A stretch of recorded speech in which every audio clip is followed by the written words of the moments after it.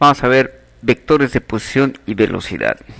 Aquí tenemos R, que es el vector de posición, es igual a una componente en X, Y, más una componente Y, J, más ZK.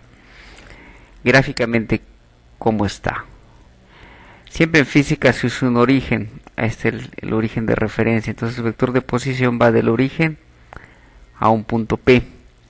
Entonces esto es X, Y, Z. Aquí vendría la Y, la J y la K. Entonces así se representa el vector de posición. Fíjense sus componentes. Este es XY, XJ y ZK. Entonces la suma de tres vectores en coordenadas cartesianas. Ahora bien, el vector velocidad. ¿Cómo queda el vector de velocidad en el espacio?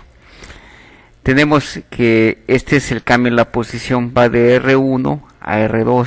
Aquí tendríamos entonces el vector R1 y el vector R2. Este sería el cambio en la posición. Esto que está acá es delta R. Aquí tenemos delta R. Entonces el cambio en el tiempo es de tiempo inicial a tiempo final. Esto nos daría la velocidad media. En el límite que tenemos, en el límite cuando el delta t tiende a 0, llegamos a la velocidad instantánea. Esto representa delta r, el cambio en la posición delta r y delta t.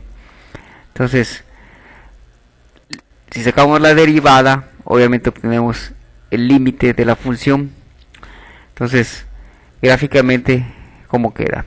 Esto nos describe la trayectoria de la partícula. Esto va de P1 a P2.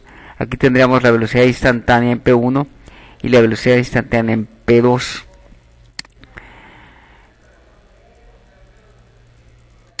Ahora vamos a revisar las ecuaciones de la velocidad. Fíjense acá, la velocidad va a tener tres componentes, una en I, J y K, de tal manera que Bx va a ser en la dirección X delta t, en la dirección de Y de t, en la dirección Z de t. Entonces estos son tres vectores.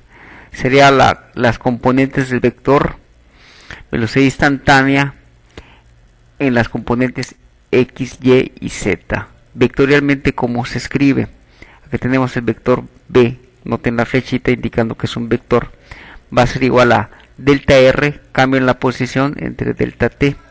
Entonces, como dijimos acá, aquí tenemos Bx, que es dx de t. Aquí tenemos By, que es dy de t. Y Bz, de z de t. Este sería el vector velocidad en el espacio.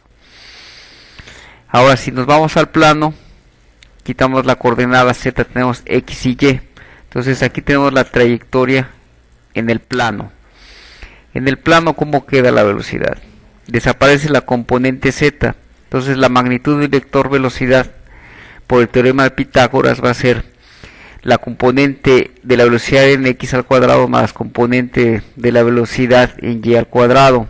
En el espacio tenemos que agregar la tercera componente. Noten que es también el teorema de Pitágoras en este caso.